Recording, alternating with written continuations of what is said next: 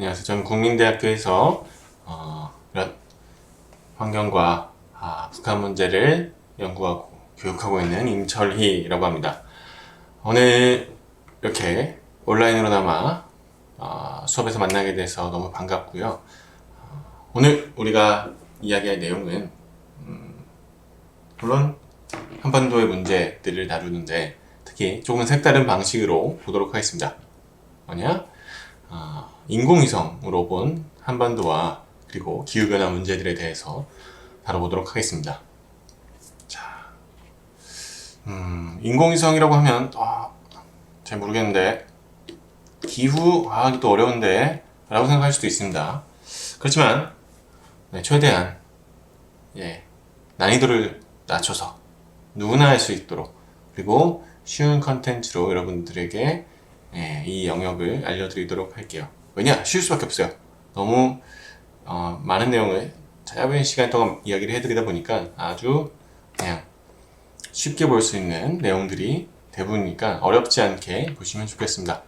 저는 원래 뭐 하는 사람이냐는 내용을 잠깐 내용을 담았는데 주로 이제 과학을 특히 이제 이런 인공위성 정보를 활용해서 환경이나 기후 문제를 다루는 그 과학자이기도 하면서 남북 이런 환경 정책, 남북 통합 정책 관련돼서도 기여를 하고 있는 이런 과학자이면서도 정책 쪽 연구를 하고 있는 이런 좀 융합적인 내용을 다루고 있다. 그래서 그런 내용들이 오늘 많이 다뤄질 것이라 보면 되겠습니다. 자, 오늘 우리가 다룰 내용들을 몇 가지 키워드로 좀 남겨놨습니다. 먼저 인공위성, 우주, 한반도, 기후변화와 환경 등등등 이런 얘기들 있죠. 익숙한 내용들이 많나요? 익숙한 것도 있고 뭐야 이거 이런 것들도 있긴 한데 먼저 사실 인공위성이라고 하면 많이 들어보셨나요? 여러분들에게도 이제는 익숙한 내용이 아닐까 싶습니다. 인공이 붙으니까 어떤 느낌이 들어요? 요즘 인공자가 앞에 드는 게 많죠? 뭐가 있죠? 인공지능. 그렇죠. 인공, 장기도 있고, 최근에 그런 연구를 하면서, 인공신장, 그리고 인공, 호수도 있겠고, 인공 눈물, 눈에 넣는 인공 눈물도 있죠. 그런 것처럼 인공은 무슨 뜻이에요? 그 말대로 artificial, 즉 원래 있는 게 아니라 인류가 만들어낸 하나의 산물로서 붙이는 단어가 이 인공에 있다 라고 볼 수 있습니다. 근데 그 뒤에 있는 게 중요하죠. 이 위성입니다. 위성이 뭘까요? 여러분들이 생각하는 위성, 여러분들이 알고 있는 위성이 하나 있습니다. 두 개가 있으면 안 돼요. 제가 이 인공위성을 조금 더 특별하게 설명하는 이유 중 하나는 다른 인공 썸띵은 굉장히 원래 많습니다. 장기도 혹은 우리 지능도 눈물도 그렇고 우리가 만드는 다양한 원래 많은 거를 이제 대체하기 위해서 많은 걸 만들죠. 근데 이 인공위성은 어떨까요? 인공위성의 특별함을 생각하기 위해서는 그 위성이라는 녀석한테 좀 생각을 해봐야 되는데, 즉 지구의 위성은 밤하늘에 가장 빛나는 그 달 하나밖에는 없습니다. 즉 지구상 인류에게 있는 위성은 그 하나밖에 없었는데 현재는 인공위성을 통해 우주에 이 위성이 수만 개가 되었다라는 이 특별함이 있지 않을까라는 점에서 인공위성을 여러분들에게 소개를 하고 싶었습니다. 자, 인공위성은 어디 있죠? 즉 우주에 있습니다. 우주에서 뭘 할까요? 지구를 바라봅니다. 물론 이 우주에 쏘아올린 다양한 것들은 우주를 관측하기도 하고 새로운 우주의 행성들을 탐사하기도 하죠. 하지만 우주에 올려진 많은 기술들은 다시 지구를 향하고 있는 기술이 많습니다. 즉 지구를 향한 우주 기술이라고 볼 수 있겠는데요. 즉 우주에서 지구를 보고 있는데 우리는 그 지구 중에서 주로 오늘은 한반도에 대한 이야기를 할 거고요. 그 중에서도 정치, 사회, 문화 이런 다양한 요소들도 담았지만 기후 문제와 환경 문제에 대해서 몇 가지 또 집중해서 다뤄보도록 하겠습니다. 특히 이제 인공위성 혹은 뭐 기후 변화 이랬는데 우리는 좀 더 철학적인 단어들이 있습니다. 시간과 공간. 이것은 무엇을 의미할까요? 인공위성으로 지구를 본다라는 점은 뭐 하나의 공간의 관점을 생각해 볼 수 있겠죠. 그래서 이것은 하나의 공간이구나. 서울, 대한민국, 아시아 이런 것들이 하나의 공간으로 인식할 수 있겠죠. 거기다가 시간이라는 개념, 즉 기후변화에 있어도 과거와 현재, 미래 이렇게 변화하는 기후에서의 문제를 다루겠고 인공위성에서도 오늘 그리고 어제 관측한 지구가 있고 오늘 관측한 지구 그리고 내일 관측하는 지구가 있습니다. 매일매일 우주에서 인공위성이 일을 하고 있죠. 그래서 이것은 공간의 관점이기도 하지만 시간의 관점에서도 생각해 볼 필요가 있겠구나 라는 것을 공유 드리면서 오늘의 이야기를 시작해 보도록 하겠습니다. 자, 오늘 몇 가지 사진을 먼저 보도록 하죠. 이것은 무슨 사진일까? 맞춰보도록 하겠습니다. 자, 이게 뭘까요? 당황스럽죠?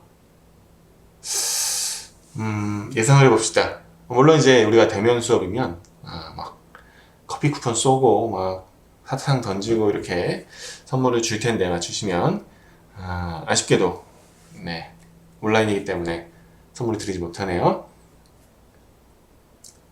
자, 여기가 어디일지 한번 생각을 해봅시다. 만약 여러분들이 뭐 구글이나 네이버, 카카오 지도 같은 데서 그 위성기로 자주 보시는 분들은 좀 이런 거 모습이 익숙하실 수도 있어요. 그래서 한번 예상을 해보시면 이 하얀 건 뭘까요? 여기 이렇게 하얀 거는 우주에서 본 하얀 거는 대체로 크게 두 가지로 분류할 수 있겠죠. 구름이거나 아니면 하얗게 덮인 눈이거나. 왜냐하면 우주에서 보는 것도 결국 우리의 눈으로 보는 것과 유사한 게 맞습니다. 다만 우리의 눈과는 다른 영역으로 관측하는 그 영역대로 관측을 해서 우리가 보지 못하는 것을 발견해내기도 하고요. 기본적으로는 우리가 보는 눈과 뭐 비슷하다 라고 생각을 해보시면 될 것 같습니다. 자, 그랬을 때 그렇다면 여기 까만 거는 색깔이 조금씩 변하는 거 보니까 바다 같죠? 이제 아주 깊은 바다 같다는 느낌이 듭니다. 그리고 여기 회색은 땅일 것 같고 여기는 어딜까요? 한반도에 이런 데가 있을까요? 우리나라에? 아니면 북한에? 사실 약간의 페이크가 있습니다. 여기는 우리 한반도가 아니었습니다.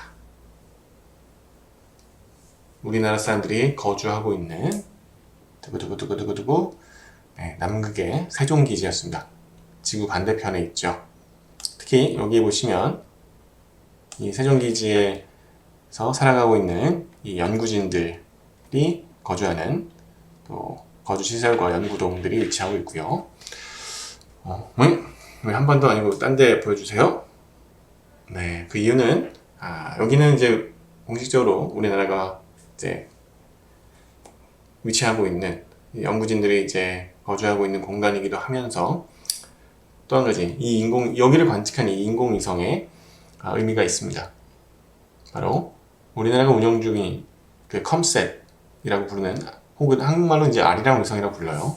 컴셋 위성으로 관측한 이 남극 세종기지의 모습이다 라고 보시면 되겠습니다.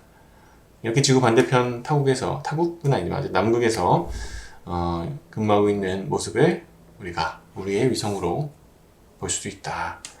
자, 두 번째 사진 넘어가 보도록 하겠습니다. 여기는 어딜까요? 눈치가 빠르면 알아낼 수도 있습니다. 여기는 시간을 많이 주지 않을게요. 힌트 한 가지 드린다면 우리나라의 영토긴 한데 여기 가려면 여권이 필요합니다. 저도 여권을 꼭 가지고 갔었던 기억이 나네요. 정답은 두구두구두구두구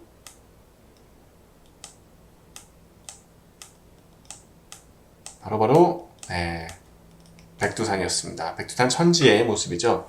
백두산 천지의 모습을 또 마찬가지로 이 컴셋 위성으로 관측한 영상입니다.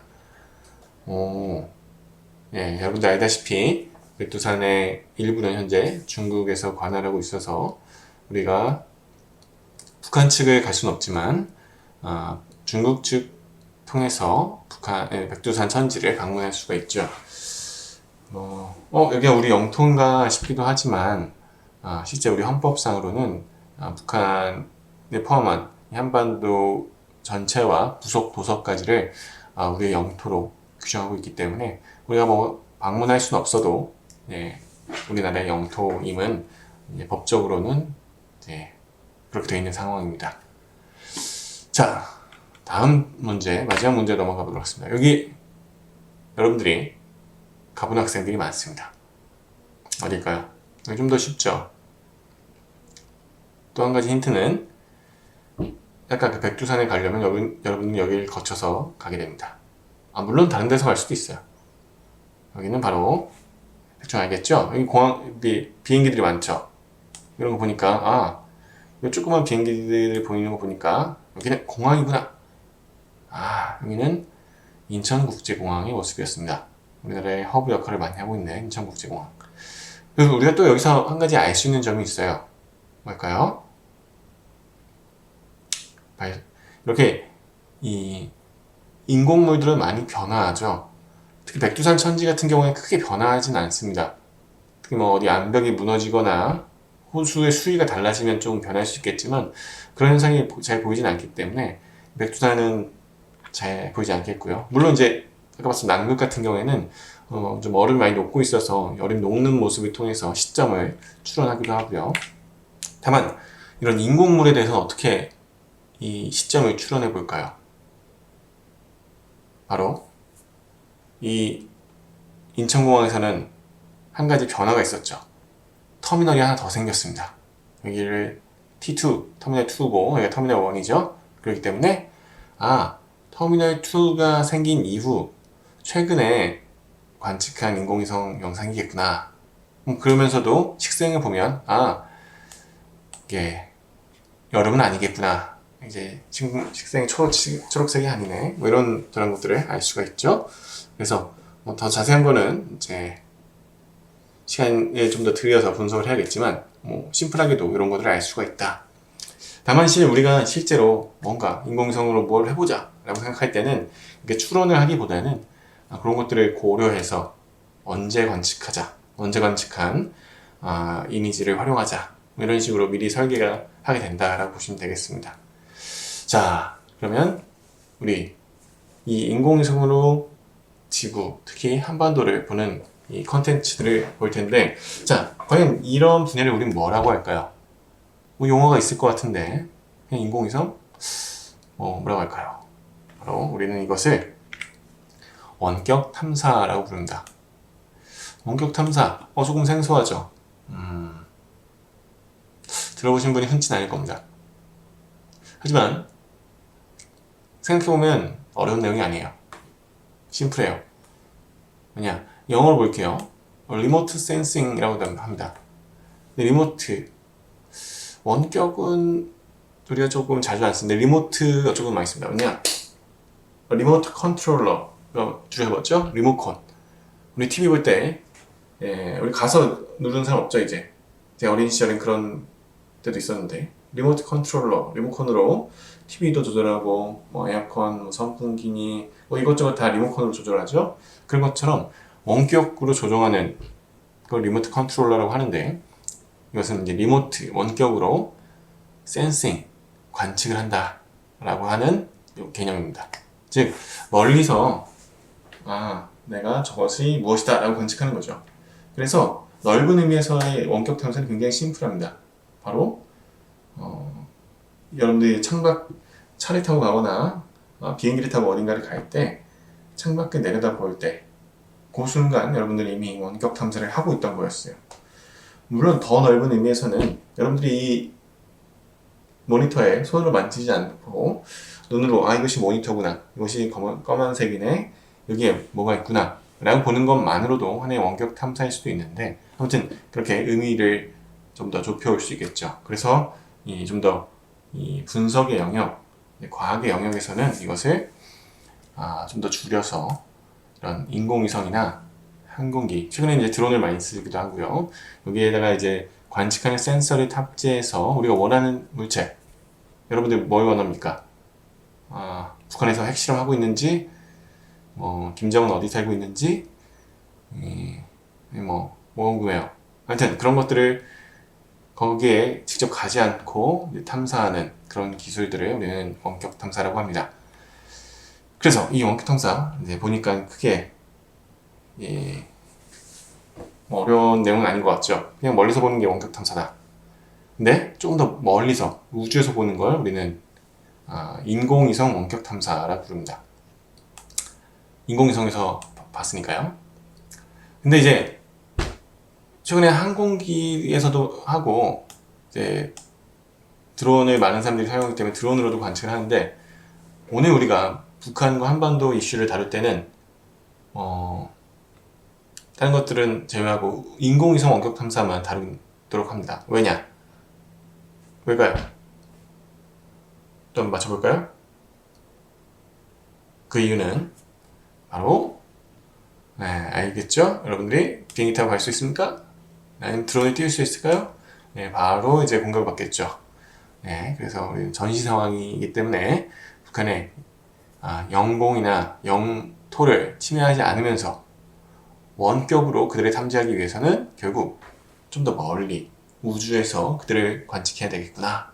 그래서 인공위성으로 우리는 원격 탐사를 한다. 이제 조금 더 감성적으로 이야기하면 지구를 보는, 한반도를 보는 또 하나의 눈이 인공위성이다 라고 보시면 되겠습니다. 이제 뭐 이런 인공위성의 이미지가 그렇게 여러분들 생소하진 않을 겁니다. 우리나라도 이제 누리호를 쏘아 올리고 우주기술이 많이 활성화되고 있기 때문에 매스컴에서 많이 보셨을 것 같고, 뭐 간단한 원리를 설명하면 우주에서 오는 우리 지구의 에너지원은 결국 태양이죠. 태양에서 오는 빛 에너지가 지구에 왔다가 복사 에너지가 되면서 우리 눈으로도 가고, 우리 눈으로 오는 것처럼 다양한 카메라에 가는데, 그 카메라 중에 인공위성까지 가는 그 빛을 인공위성 관측을 하고 다시 지구에 있는 지상국에 위성통신으로 보내와서 그것을 우리가 활용을 하는 것이다 라고 보시면 되겠습니다. 자, 요 정도에서 간단히 알아두시고 우리 분야별로 하나씩 이야기를 나눠보도록 하겠습니다. 자, 첫 번째는 우리 북한의 풍경을 볼 텐데, 그냥 풍경 말고 밤에 보는 풍경, 밤 풍경을 보도록 하겠습니다. 밤 풍경을 줄여서 두 글자로 줄이면 야경이죠. 북한의 야경은 어떨까? 우리나라처럼 뭐 불꽃놀이 쏘고 뭐 고층 건물 쫙 퍼져 있고 그럴까요? 네, 그렇답니다. 올해 초에 조선중앙통신이었던 것 같은데 거기에 나왔었던 이미지에 의하면 새해를 맞이한 평양의 밤이 이렇게 화려했다. 근데 약간 이 포토샵의 느낌이 들긴 하는데, 아무튼 이것은 옆에서 본 야경이죠. 옆에서 본 야경은 어떻습니까? 아주 객관적이진 않아요. 딱 여기만 빛이 있을 수도 있겠다 이런 생각이 저 멀리 있는 건물들에서 약간씩 풍겨집니다. 저 건물에만 불을 켰구만, 그런 합리적인 의심도 들죠. 그래서 우리는 어떻게 이것을 볼까요? 옆에서 보는 야경이 아니라 이제 하늘에서, 우주에서 보는 야경으로 한번 봐보도록 하겠습니다. 즉 밤에 인공위성으로 이 북한을 본 건데, 우선 영상부터 보도록 할게요. 자, 여기 인공위성으로 본, 수오미 MPP 위성으로 본 한반도의 모습이 있습니다. 어떻습니까? 이게 뭐지? 웬 흑백? 약간 애매합니다.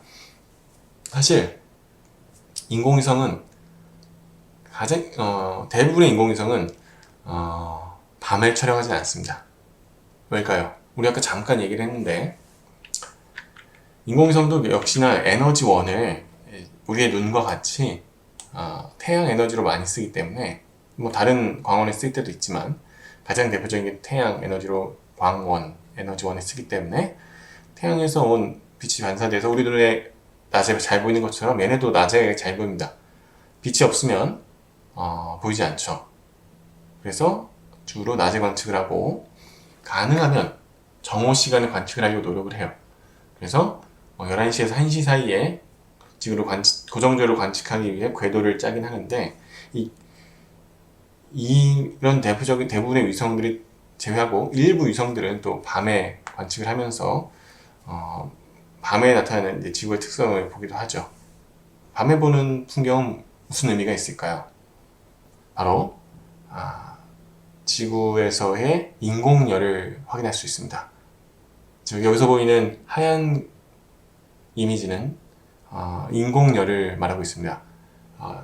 태양에서 온 이 광원이 아니라 여기서 쓰는 인공열, 즉 이 건물에서 나오는 전기 이런 것들이 다 인공열이죠. 이 인공열들을 관측하고 있다. 즉 지역에서 전기를 많이 쓰고 있는지 아니면 오징어 잡이라도 많이 하고 있는지 사람들이 많이 살고 있는지 산업활동이 활발한지 이런 것들을 가늠할 수 있는 그런 지표가 바로 이 야간 인공위성 영상이라고 볼 수 있습니다. 그래서 한반도의 야경을 봤더니 어떻습니까? 네, 뭐 조선중앙통신에서는 이렇게 화려했는데 아이고 여기가 북한이고 여기가 남쪽이죠. 남쪽은 굉장히 밝은 뭐 서울에는 밤이 없니? 싶을 정도의 이제 새하얀 지역이 많습니다. 뭐 중국도 일본도 도시부는 다 하얗죠. 근데 북한은 어땠죠? 평양 굉장히 일부 제외하면 대부분이 까만 전력을 거의 사용하지 못하고 있는 게 아닌가 싶은 모습이 보입니다. 북중 접경 지역에서도 주로 이제 북한 쪽보다는 중국 쪽에서 밝은 모습을 보이고 있죠. 그래서 실제로는 에너지가 많이 부족하고 주민들은 사용하지 못하고 있구나 이런 것들을 우리는 이 야간 위성 영상을 볼 수 있습니다. 제가 이제 밤 풍경이니 야경이니 이렇게 표현을 했지만 실제로는 북한의 안타까운 현실을 볼 수 있는 객관적인 데이터가 되고 있다라고 볼 수 있겠습니다. 재밌는 것은 북한 이 동부 해안의 영상을 보면 이런 부분을 더 시간의 흐름에 따라서 관찰할 수가 있는데요. 이 부분 함경도 동쪽 해안이라고 보시면 되겠습니다. 여기 보시면 어떻습니까? 2018년은 코로나 이전 그리고 북한의 나름 산업이 활성화됐던 시기 석탄도 수출하고 이 남북 관계도 이제 잠시 좋았고 그런 시기라고 볼 수 있는데 그 시기에는 해안가에 배가 많습니다. 이 인공열들은 이제 배라고 볼 수 있습니다. 어선도 되기도 하겠고 수출하고 있으면 이런 수출 선박이 될 수도 있는데 이 배들이 상당히 많습니다. 근데 대북 제재도 열심히 하고 이제 코로나로 이제 셧다운이 되니까 아이고 바다도 다시 까매졌습니다. 바닷속 인공열도 사라진 거죠. 그랬다가 최근 들어서 어느 정도 이제 봉쇄가 풀리고 있다 보니 다시 어선들 모습이 드러난 모습을 이 야간 인공위성에서도 확인할 수가 있었습니다. 즉 이렇게 우리가 직접 가보지 못하지만 북한의 모습들을 객관적이지만 감성적으로 볼 수 있는 지표가 바로 이런 인공위성으로 보여진다라고 보시면 되겠습니다. 그 다음으로는 우리 북한의 이런 사람 사는 모습들을 한번 보도록 하겠습니다. 북한의 사람 사는 모습들, 먼저 북한 사람들은 어디에 살고 있을까? 도시에 살까? 농촌에 살까? 아니면 산속에 살까?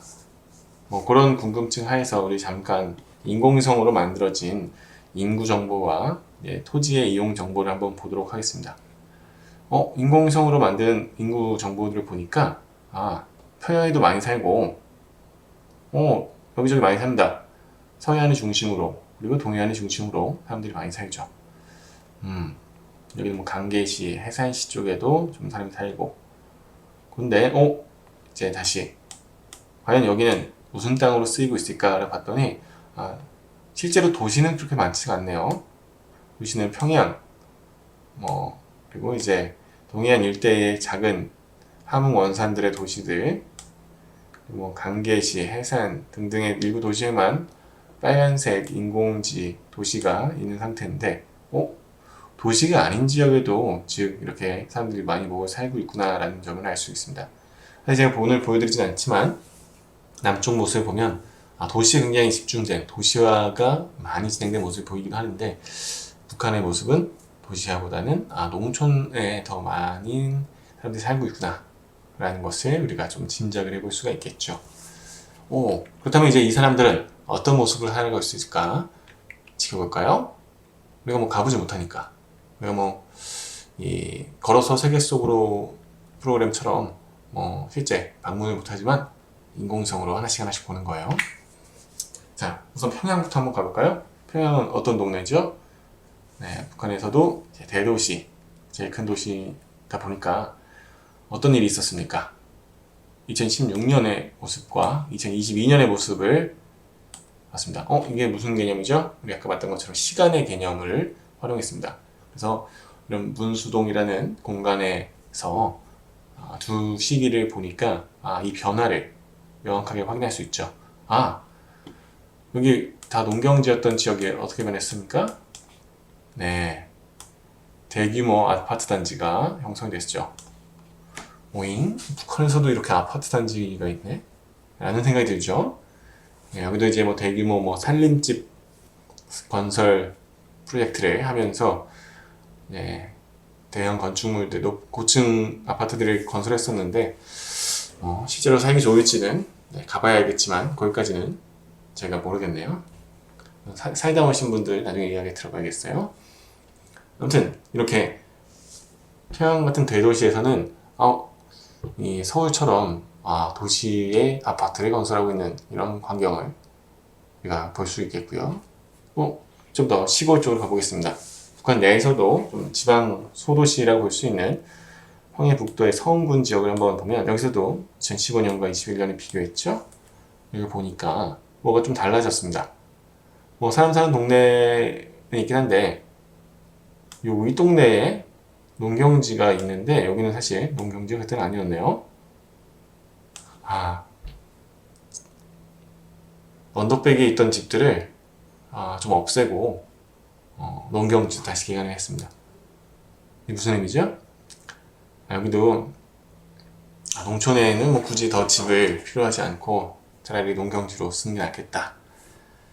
도시 인구가 더 많아지고 있다는 얘기죠. 도시에는 집을 짓고 시골에는 집을 없애고 있는 게 이 북한에서도 모습이라고 볼 수 있습니다. 물론 이게 이 사람들의 마음대로 하는 것은 아니지만 어쨌든 그런 트렌드를 이렇게 여러 시기의 인공위성으로 시간과 공간의 관점에서 볼 수가 있었다, 볼 수 있습니다. 우리 사실 깊이 있게 가기에는 시간 제약이 있기 때문에 좀 하나하나 얕게만 가볼게요. 우주에서 보는 한반도 어떤 모습이 또 있을까요? 그래도 북한의 돈벌이, 산업 쪽도 한번 볼 필요가 있겠죠. 북한이 그래도 산업이라고 한다면 가장 우리나라 사람들이 그래도 괜찮다. 요 남북 경제협력 혹은 이제 통일의 가능성이 높아지면 뭐가 좋냐라고 했을 때 맨날 나오는 이야기가 바로 광물 자원이죠. 왜냐? 남쪽에 비해 광물 자원이 상당히 많고 일부 광물의 경우에서는 세계적인 수준을 갖고 있기도 합니다. 그러다 보니까 북한에 있는 광산과 광물 자원의 이런 조사 이런 것들도 원급 탐사로도 많이 하고 있습니다. 그래서 상당히 많은 이 광물 자원이 있는 것으로 보여지고 있는데, 우리가 볼 것은 광물 자원보다도 과연 얘네가 열심히 캐고 있는가. 요즘에도 대북대제도 많고 살기 어렵다고 하고 그러는데 열심히 광물을 캐내고 있을까? 이거 한번 보도록 하겠습니다. 먼저 여기는 왼쪽을 볼게요. 왼쪽. 여기는 이제 함경도에 있는 무산 광산인데, 여기가 이제 함경도가 이제 분리가 되어서 중국과 접경한 지역인데, 무산 광산의 가장 특징 중 하나는 노천 광산입니다. 노천 광산. 무슨 의미죠? 우리 노천이라는 뜻은 언제 많이 씁니까? 온천 갈 때. 노천 온천이다. 즉, 이제 땅 위에 드러난 곳을 이제 노천 땡땡이라고 하는데, 그것을 여기는 땅 위에 드러난 광산이다 라고 해서 노천 광산이라고 합니다. 노천 광산은 무슨 뜻이죠? 우리가 아는 우리나라에 있었던 많은 광산들, 지금 많지 않지만 대체로 산에서 땅굴을 파고 내려가서 지하 깊은 곳에서 광물을 캐내는 게 일반적인 지하 광산입니다. 그런데 노천 광산은 지하를 파고 내려가지 않아도 그냥 지표면 자체가 다 광물 자원이에요. 너무 좋죠. 그래서 채굴 효율성이 굉장히 높은 지역이 바로 이런 노천 광산을 볼 수 있습니다. 그래서 노천 광산이 북한의 모산 지역의 가장 대표적인 게 있는데, 이 녀석이 왜 중요하냐? 아시아에서 가장 큰 노천 광산으로 평가받고 있습니다. 그래서 좀 요즘에도 잘하고 있나 봤더니 옛날에도 10몇 년 전에도 열심히 채굴을 하고 있는 것 같았습니다.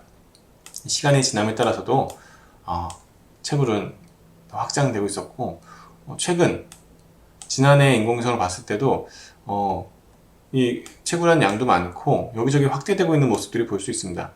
이런 걸 봤더니 얘네가 대북제재여도 철광 생산은 열심히 하고 있구나, 이런 것들을 확인할 수 있겠고, 이 수입원으로서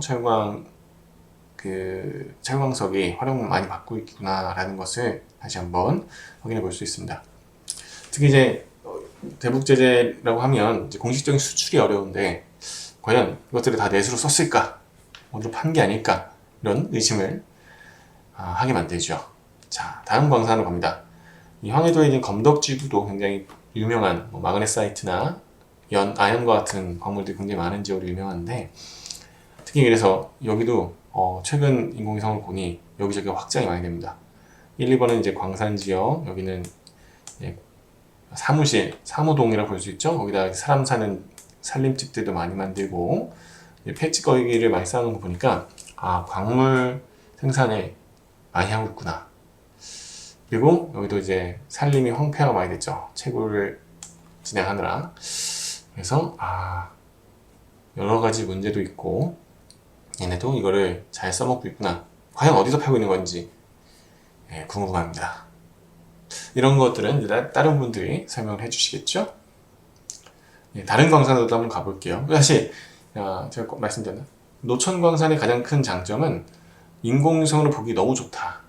사실 이런 1번, 2번 검덕이나 룡양광산 같은 경우에는 이 입구만 보이고 이 안에는 보이지가 않는데, 이 무산광산 같은 경우에는 노천광산이니까 다 보입니다. 하늘에서 보이면 다 보이죠. 그래서 얘네가 얼마나 일하고 있는지 아주 편하게 볼 수 있는 곳 중 하나가 이런 노천광산이다 라고 볼 수 있습니다. 우주에서 보기 좋은 광산. 자, 그 다음은 북한이 또 많은 것이 석탄인데, 이 석탄을 잘 캐고 있는가? 어디 팔아먹고 있는 거 아닌가? 이런 합리적인 의식이 항상 들어요. 그래서 대북제재 전후를 한번 비교를 해봅니다.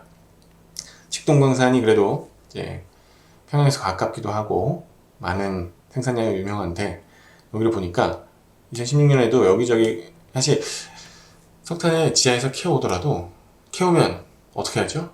이거 창고에 넣어놓을 만한 그런 양이 아니기 때문에 계속 이제 땅에다가 쌓아놓는 경우가 많습니다. 그래서 여기저기 땅 위에 이런 회색 물들, 회색 이 땅들이 결국 이제 석탄을 쌓아놓은 공간이라고 볼 수 있는데, 시간이 대북제재가 진행되고 있는데 이 쌓아놓은 석탄이 늘어났어요.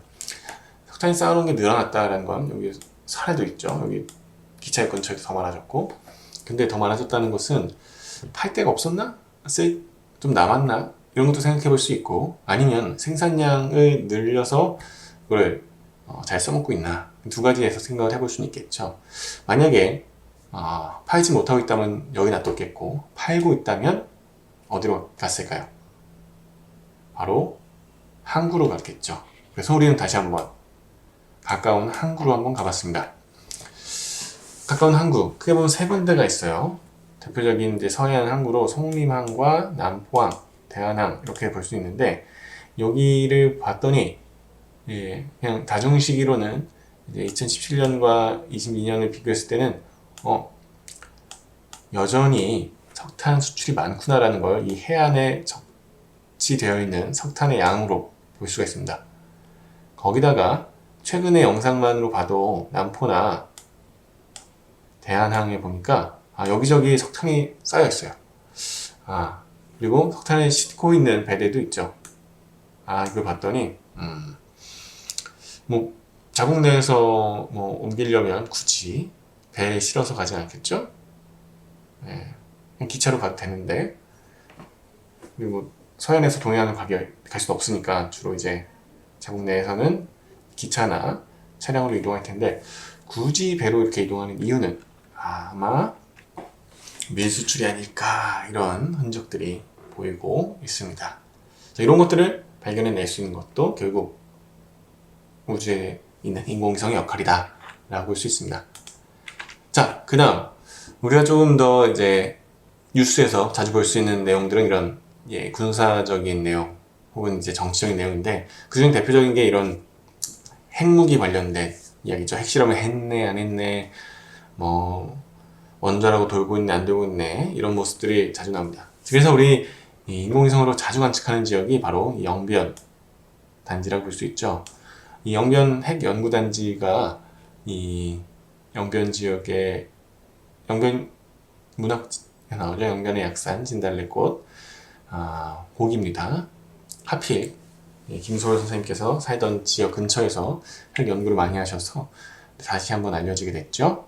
아무튼 여기에는 핵 원자로도 있고 연구소도 있고 여러 시설들이 있는데, 특히 이제 이 시기는 아니지만 여기서 막 연구를 하다 보면 원자로에서 이제 그 따뜻한 물들이 나옵니다. 왜냐? 냉각수를 썼기 때문에 원자로에서 따뜻한 물이 나오면 원자로가 돌고 있구나 라는 걸 볼 수 있는데, 근데 평소엔 잘 드러나지 않지만 겨울에 이 강물이 얼었을 때는 원자로가 돌고 있는 것을 냉각수가 빠져나온 것을 통해서 우리가 또 알 수 있는 부분이죠. 자, 그 외에도 영변핵연구소 말고도 여러 가지 관측하고 있는 지역이 있습니다. 특히 대표적인 것이 이제 풍계리의 핵실험장. 그리고 이제 지난번 이제 남북 여러 가지 회담을 통해서 풍계리 이 핵실험장을 폐쇄하겠다, 이런 북한의 입장을 밝힌 적이 있었죠. 근데 뭐 폐쇄를 진짜 한 걸까? 안 쓰고 있나?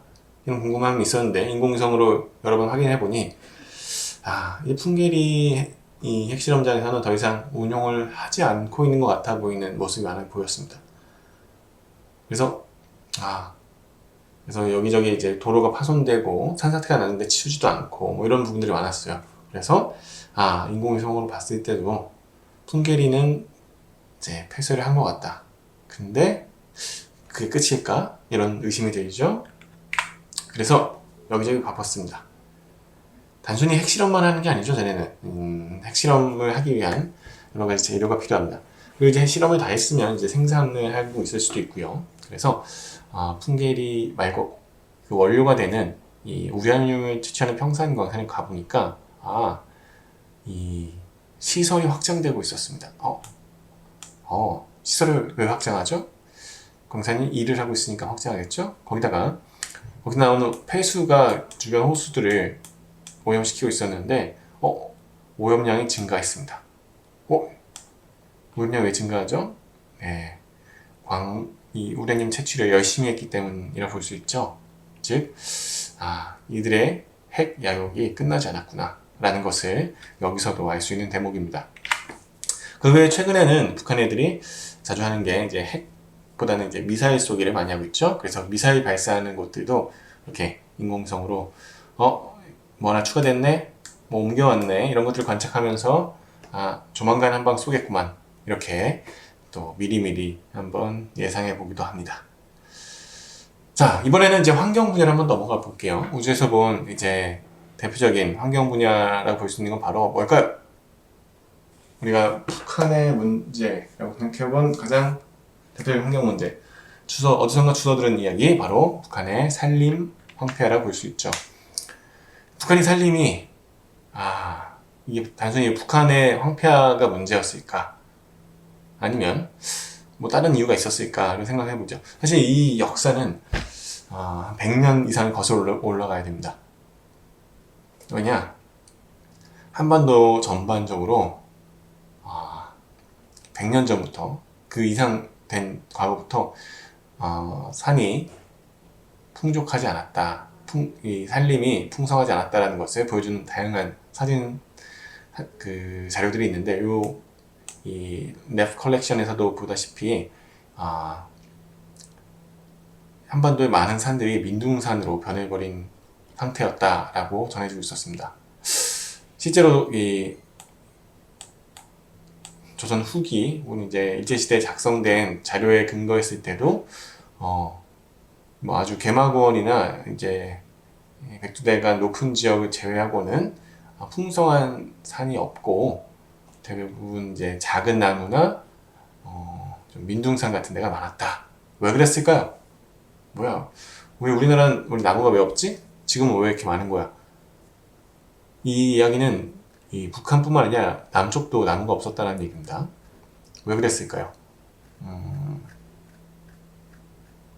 그 이유는 우리나라 전통적으로 이 목재에 많이 의존을 했었기 때문입니다.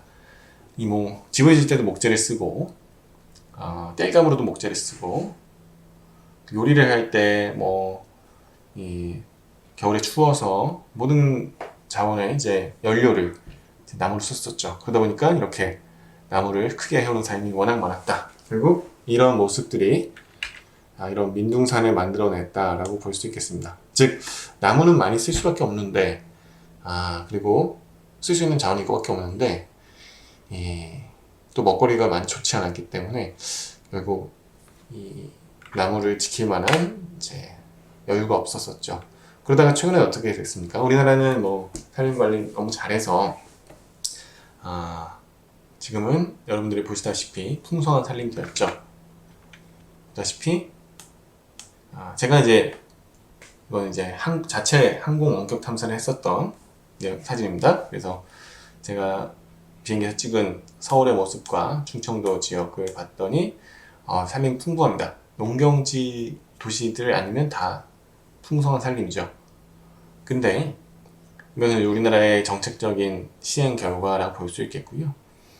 사실 우리나라는 전통적으로 이제 산림이 풍부하게 자랄 수 있는 온대 지역이기 때문에 그렇긴 한데 이 사회적인 요인으로 이렇게 훼손됐던 거라고 볼 수 있겠습니다. 그래서 그런 것들이 해소되니까 이런 걸 만들어낼 수 있었고요. 다만 북한에서는 어땠죠? 이런 것들이 이제 좀 해소가 되다가도 황폐화가 다시 이루어지게 됩니다. 왜냐? 우리는 그 원인 두 가지를 뽑는데 식량이 부족했기 때문에 다시 농경지를 더 늘리기 위해서 농경지가 가까운 이 산들을 개간해서 산악형 농경지를 자꾸 만들게 됐었고, 특히 이제 자원이 계속 부족했기 때문에 우리는 이제 난방도 가스로 하고 이제 요리도 가스나 이제 전기로 하게 됐었는데 그런 자원이 점점 없어졌기 때문에 북한에서는 여전히 나무로 땔감을 쓰고 나무를 채취해서 이런 자원으로 활용했던 것이 황폐의 원인이었다. 즉 경제 문제가 근본적인 문제였다라고 이야기를 하고 있죠. 제가 이제 2015년에 두만강변에서 북한을 바라봤을 때 딱 이런 모습이었습니다. 이 사진이 그때 찍은 건데 능선위를 봤을 때 나무가 별로 없죠. 정상에는 이제 사람들이 잘 접근하지 못하니까 일부 나무가 남아있고 나머지는 나무가 별로 없습니다. 근데 선생님 여기 좀 초록색인데 이거 나무 아니에요? 라고 볼 수 있는데 이게 제가 여름에 촬영한 거라 목초지처럼 이제 풀이 자란 거라고 볼 수 있습니다. 그래서 여전히 북한인 산림 황폐 문제에 처해 있구나라는 걸 볼 수 있습니다. 그것을 한번 인공위성으로도 한번 봐볼게요. 자, 80년대 그래도 산림 황폐화가 이루어지기 전, 그래도 100년 전보다는 좋아졌지만 과연 이 최근 20-30년 동안 어떻게 변했는지 보면 인공위성으로 멀리서 봐도 티가 납니다. 어디서 티가 나죠?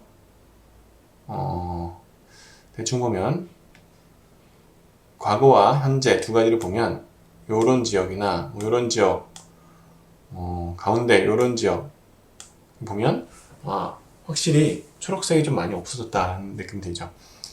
근데 약간은 좀 여러분들에게 이렇게 생각할 수도 있을 것 같아요. 북한이 뭐 산림이 황폐화됐다 이래서 북한 전체가 아주 뭐 사막이 됐을 거라 생각했을 수도 있는데 실상 그렇지는 않죠. 실제 사람들이 잘 접근하지 못하는 산들은 그대로 남아 있습니다. 네, 굳이 뭐 거기까지 올라가서 나무를 캐올 수는 없기 때문에 이게 접근할 수 있는 지역에서만 이제 훼손이 이루어졌다. 그럼에도 사실 그 양이 좀 더 많은 편이어서 전 세계 추세는 산림을 보호하고 확장시키는 추세였는데 그 기간에 또 많은 훼손이 일어났기 때문에 이 부분이 많이 세계적으로 이슈가 됐었다. 그래서 이때의 훼손된 비율을 제가 분석한 결과에서는 약 25에서 30% 정도의 산림이 훼손된 것으로 나타났습니다. 인공위성으로 분석했을 때요. 그랬을 때 주로 어떻게 바뀌었을까를 봤더니 많은 산림들이 어디 갔죠? 산림이 농경지로 간 친구들이 많았습니다. 여기서 빨간 지역들이 산림 농경지가 된 지역이에요. 이게 무슨 의미죠? 아까 얘기했던 것처럼 식량이 부족하다. 식량이 부족하면 농사를 잘 짓는 것만 생각했으면 좋았을 텐데 물론 농경지를 확장을 많이 했죠. 그러다 보니까 농경지 자체만 늘어났고 결과적으로는 농업 생산성이 좋아지지 않았습니다. 아쉽게도 기후 문제도 있었고 비료나 또 이제 토양이나 이제 이런 경사가 좋지 않은 데서 농사를 짓다 보니까 생산성이 그렇게 좋지는 않았다라고 결과가 전해지고 있습니다. 자, 우리 특히 이제 많은 훼손이 있었던 강계시나 해산시 주변을 볼게요. 해산을 들어본 분 있나요? 여기가 그래도 이제 탈북민들이 되게 많이 거쳐오는 지역이라고 볼 수 있죠. 그냥 이게 좀 압록강 변이긴 한데 압록강 좀 상류여서 좀 건너기도 좀 괜찮기도 하고 뭐 중간 기찻길로 많이 이용을 한다고 전해지고 있습니다. 자, 아무튼 이 지역을 확대를 해보니까 실제 해산시 주변을 보니 1980년대와 2019년을 봤습니다. 그때 봤더니 중국은 약간의 도시화가 일어나면서 조금 변하긴 했는데 해산은 도시가 늘어났다기보단 농경지가 어마어마하게 늘어나는 걸 볼 수 있죠. 그래서 황토색의 토지가 굉장히 많아집니다. 근데 이제 마찬가지로 강계시도 이제 큰 도시로 알려져 있는데 강계시 주변으로 한 북중 접경 지역에서 중국은 이제 산림이 잘 유지가 되고 있는데 북한 지역은 이 황토색이 상당히 많아졌죠. 이 황토색은 결국 나무가 없는 초지라거나 농경지일 가능성이 매우 높은 지역입니다. 그래서 이런 지역들이 여전히 많다. 그래도 고무적인 부분이 하나 있습니다.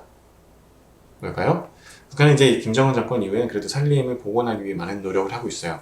산림 건설 총 계획이라든지 이런 정책적인 이런 드라이브를 하고 있고 실제로도 양묘장도 많이 건설하고 조림 사업도 하고 있어요.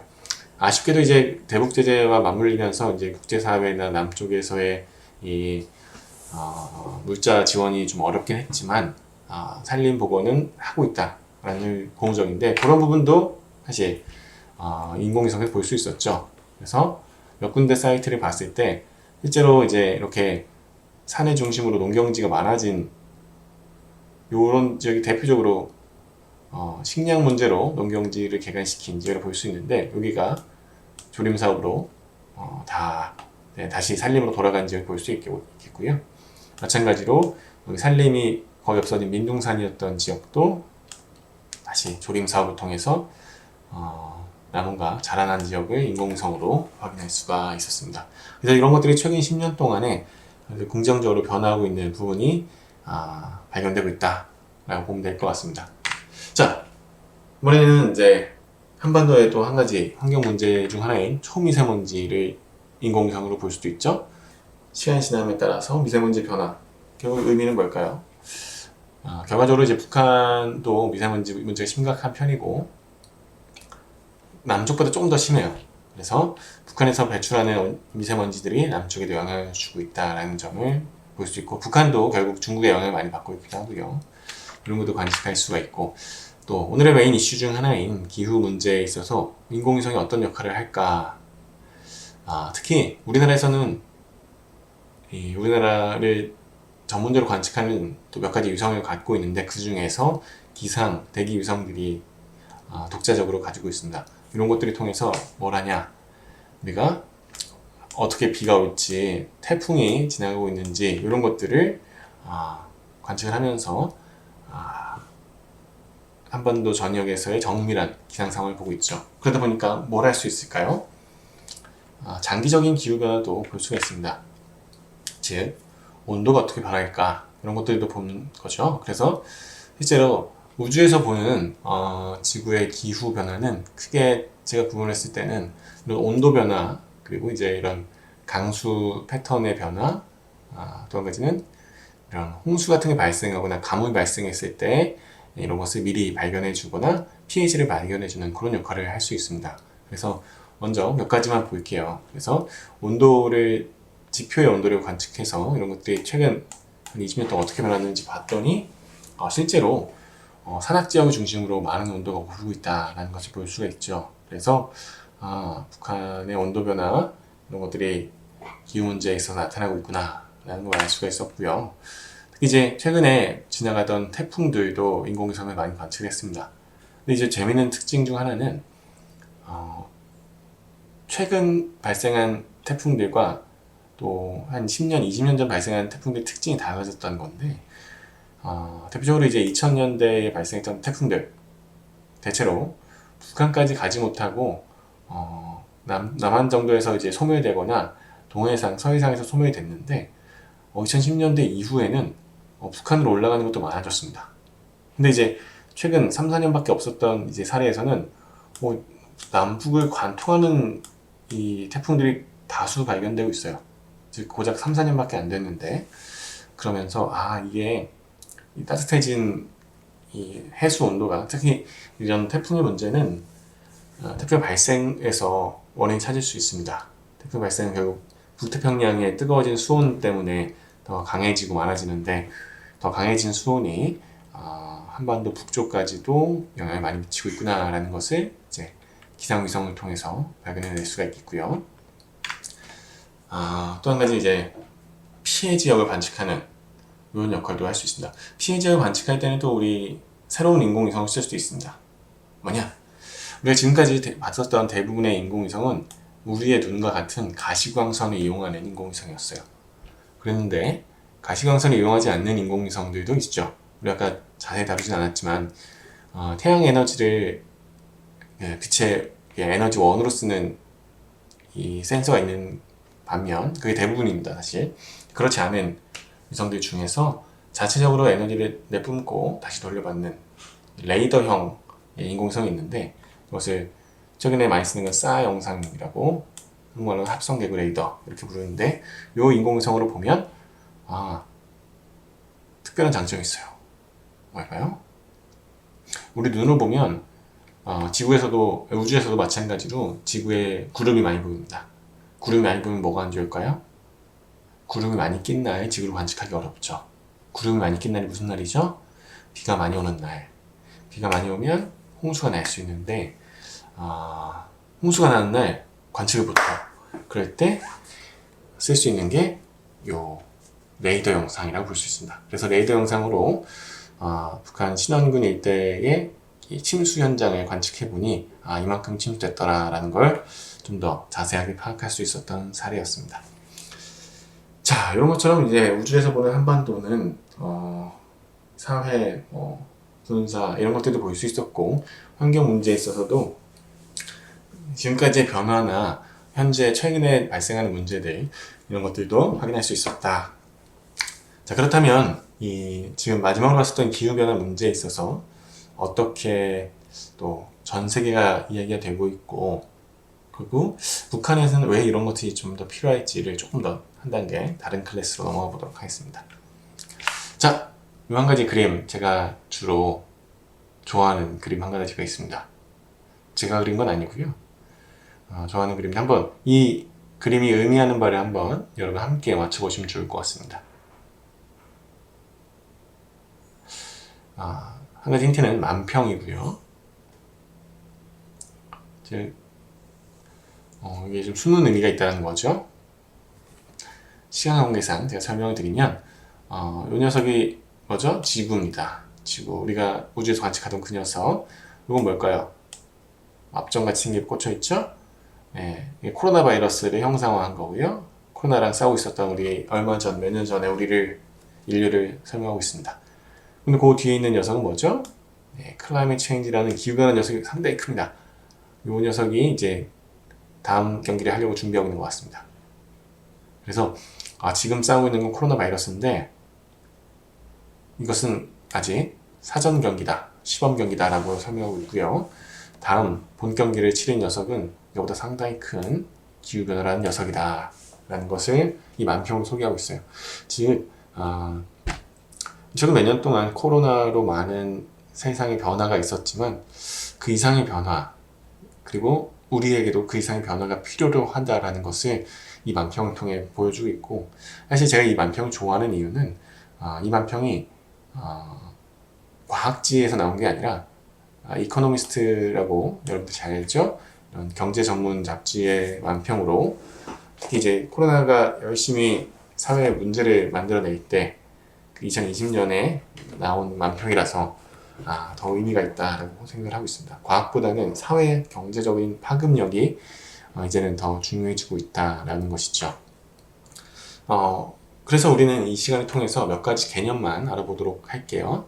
그래서 우리는 종종 그런 얘기를 합니다. 기후변화, 기후위기. 왜 기후변화일까, 기후위기일까? 그 개념조차 조금 모호한 분야라고 볼 수 있습니다. 특히 이제 최근에 기후변화는 무슨 일이 있길래 자꾸 기후위기라고 부를까? 저는 이런 것들을 기후위기라고 부르는 그 외에 다른 단어로 가장 떠오르는 게 금융위기라고 볼 수 있습니다. 즉 금융 환경이 자꾸 안 좋아지면 안 좋아질수록 위기라고 표현을 하죠. 연쇄 도산을 하고 그런 것들을. 근데 사실 기후가 변하다가 단순히 이제 그냥 기후 변한 게 문제가 아니라 연쇄적으로 재난급 피해를 많이 만들어내고 사회 전반적인 파급력이, 부정적 파급력이 커지다 보니까 이것이 단순히 변화보다는 사회적 위기로 인식되고 있구나라는 걸 설명하고 있습니다. 그러다 보니까 지난해 있었던 이 유럽의 폭염이었는데요. 폭염으로 인해서 이 유럽 선진국들의 사망도 수만 명이 있었다라는 것을 보여주고 있고요. 사실 제가 좋아하는 또 사례 중 하나인데 시간 관계상 자세히 얘기 못해도 대표적인 유럽 선진국인 독일, 벨기에, 네덜란드에서 고작 150mm의 비로 200명 이상이 사망하는 사건이 있었습니다. 그래서 이 사건을 통해서 이 기후 시스템 전반의 변화가 있겠구나. 왜냐? 이 지역은 원래 비가 많이 오는 지역이 아니었습니다. 즉 우리나라처럼 여름철 집중호우가 있는 지역이 아닌데도 불구하고 그냥 우리나라 여름에 평소에 오던 비가 왔더니 수백 명이 사망을 했던 사건이 있었죠. 즉 더 이상 기존 기후 시스템 하에서 우리가 대응하는 것은 아니라 새로운 체계를 준비해야 된다라는 걸 시사했던 사례 중 하나입니다. 우리나라도 사실 올해 커다란 사건이 있었죠. 집중호우로 인명피해가 상당했고 재산 피해도 상당했습니다. 홍수와 산사태가 많았죠. 이런 것들이 이제는 기후가 변화하는 것 이상으로 위기를 갖고 있다라고 설명을 합니다. 자, 그래서 그 개념적으로도 한번 간단히 이야기를 하면 우리가 기후변화는 대표적으로 온실가스로 인한 온실 효과가 원래는 우리에게 굉장히 고마운 친구들이에요. 고마운 친구들인데 인간 활동으로 온실 효과가 증가해서 우리는 이걸 뭐라고 부르죠? 지구가 따뜻해지는 온난화 현상이라고 부릅니다. 지금 온난화는 어떻게 만들죠? 전 지구의 대기 온도를 증가시켜요. 근데 이것이 대기 온도만 증가시키는 것이 아니라 비가 오는 것, 그리고 습도의 변화, 태풍의 변화, 뭐 이런 것들이 전반적으로 나타나 보니까 기후 전반적인 변화를 만들어요. 아까 봤던 그 유럽의 이 폭염이나 홍수처럼 기후 전반적인 변화를 만들어낸다. 그러다 보니까 커다란 인적, 물적 피해를 일으키는 이 사회적 위기를 초래한다 라는 점에서 이렇게 워딩을 이해해 보시면 좋을 것 같습니다. 그리고 나서 우리가 뉴스에 자주 나오는 게 이런 탄소 중립이라는 얘기죠. 탄소 중립이라고 하니까 어렵지만 결국 똑같은 얘기입니다. 온실가스를 줄여서 우리가 배출한 탄소를 제로로 만들자 라는 얘기입니다. 그리고 이 변화하는 기후에 대응하는 방식을 또 한 가지 우리는 적응이라고 부르는데 뭐냐, 우리가 너무 더워지고 너무 비가 많이 오고 가뭄이 생기고 이런 것들이 이제는 피할 수 없는 현실이기 때문에 거기에 맞춰서 우리의 삶의 방식과 기술들을 적응하는 형태를 우리는 적응이라고 부른다 라고 보면 되겠습니다. 그래서 이런 워딩을 한 번씩은 읽어보시고 다시 남북 문제로 돌아오도록 하겠습니다. 그렇다면 한반도 이 기후변화 문제에 있어서 무엇을 이해해야 될까? 첫 번째는 기후변화라는 게 전 세계적인 영향을 모두에게 주는데 지역마다 다른 영향을 줍니다. 일례로 요 위도별 차이를 보도록 할게요. 이제 적도 지방보다 극지방이 훨씬 더 많은 영향을 주고 있죠. 특히 북반구에서. 이 의미는 우리와 같은 고위도 지역에서 특히 북한은 좀 더 위도가 높죠. 그런 데서는 변화가 클 수도 있겠다. 즉 이 북미와 남미에서 관측한 관측 자료로 이것을 확인해 볼 수 있는데요. 최근 150년 동안의 관측이 전 세계 평균이 한 1.2도씨 정도가 올랐는데 우리나라를 비롯한 이게 중위도 북반구에서는 1.5도 정도, 하지만 적도 주변에서는 0.5도 정도밖에 안 오르지 않았습니다. 대신에 북극 같은 데는 더 많이 올랐죠. 그러다 보니까 이것은 지역마다 다르겠구나. 이것을 회귀를 할 수는 없지만 지역마다 다르다는 것을 우리가 한번 인식할 수 있습니다. 그중에 유의해야 될 것은 우리는 더 많은 편에 있다라는 점이죠. 우리가 또 기억해야 될 것은 기후변화, 기후위기에서는 두 가지 위험이 있다라는 것입니다. 두 가지 위험, 첫 번째는 아까 얘기했던 대로 온실가스를 줄이는 부분과 변화한 기후에 적응하는 두 가지 위험이 있는데 이 남과 북은 여기에 좀 다른 상황에 처해 있어요. 왜냐? 북쪽은 온실가스를 많이 줄이진 않아도 돼요. 왜냐? 원래 많이 배출하고 있지 않거든요. 조금만 노력을 하면 될 수 있어요. 근데 홍수나 폭염, 가뭄 이런 데 굉장히 취약하죠. 왜냐? 그럼 인프라가 부족하고 이런 대응 능력이 떨어지기 때문에 이런 기후변화 재난에서 위험도가 굉장히 높습니다. 그래서 적응을 더 선제적으로 할 필요가 있다고 볼 수 있겠고요. 우리나라의 경우에는 뭐 이런저런 피해와 창사들이 있었지만 그럼에도 이제 적응을 열심히 하고 있는 편인데 반해 상대적으로 온실가스를 줄이는 위험도가 더 높습니다. 왜냐? 온실가스를 많이 배출하는 산업과 이런 구조를 갖고 있기 때문에 이것을 더 줄여내는데 많은 어려움이 있죠. 그래서 여러분들이 가끔 뉴스에서 보셨다시피 온실가스를 줄이자 이런 것에서 산업계가 많은 이제 약간의 반대도 하고 다시 이제 협상을 하자 뭐 이런 이야기가 나온 원인도 거기에 있다라고 보시면 되겠습니다. 자, 그랬을 때 이 남과 북의 입장 차이가 있을 수 있다. 입장 차이로 봐야 될지 혹은 이것은 장기적으로 시너지가 될 수도 있다라고 생각할 수 있겠죠. 자, 우리 한반도의 미래는 어떨까요? 사실 전망 자체는 좋지는 않습니다. 왜냐? 시간이 갈수록 폭염 문제가 굉장히 심해질 가능성이 높다라는 기본적인 이슈가 있고요. 이거 제 연구 결과인데 가뭄 문제도 더 심해질 가능성이 높은데 거기다가 북한에서 농업가뭄이 더 심해질 가능성이 높다라는 예측이 되기도 했었습니다. 그래서 뭐 전반적으로 이제 온실가스를 우리가 줄이지 않으면 전 지구 평균보다 좀 높은 최대 7도까지 평균기온이 상승해서 현재와 같은 폭염이 뭐 1년에 한 20일 정도 난다면 21세기 후반에는 한 80일에서 120일까지 날 수 있는 그런 상황이 우리의 전망이다 라고 보시면 되겠습니다. 강수량도 사실 우리는 증가할 가능성이 있어요. 비가 많이 오면 그래도 농사엔 좋지 않을까요? 생활용수엔 좋겠네요 라고 생각할 수 있는데, 이것이 많이 올 때 많이 오고 적게 올 때 또 적게 오는 이 패턴이 가뭄, 강수 둘 다 증가시키는 패턴을 갖는 게 우리나라의 한반도 전반의 강수량 전망이다 라는 게 현재까지 전망된 기후라고 볼 수 있겠습니다. 과연 북한은 여기서 안전했을까요?